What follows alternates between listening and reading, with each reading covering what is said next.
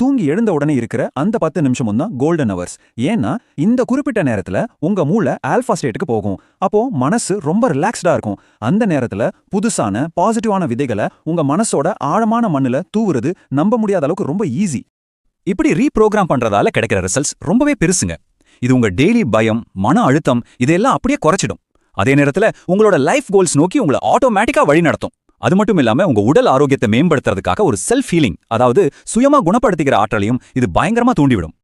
இப்ப நாம கடைசி பகுதிக்கு வந்தாச்சு.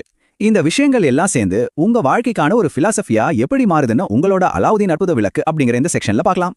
இந்த ஒரு வரி மேற்கோளை கவனிங்களேன். இது நாம இதுவரைக்கும் பார்த்த மொத்த விஷயத்தோட சாராம்சத்தையும் பெர்ஃபெக்ட்டா சொல்லுது. ஆழ்மனது அப்படிங்கிறது அலாவுதீனோட அற்புத விளக்கு மாதிரி. நீங்க பிரபஞ்சத்துக்கிட்ட என்ன கேட்டாலும் அது கொண்டு வந்து கொடுக்கும். ஆமாங்க, உங்க மைண்டு உங்களுக்காக எல்லாத்தையும் சாத்தியமாக்குற ஒரு அல்டிமேட் கருவி. அது உங்களோட தெளிவான பாசிட்டிவான கட்டளைகளுக்காக மட்டும்தான் காத்துட்டு இருக்கு.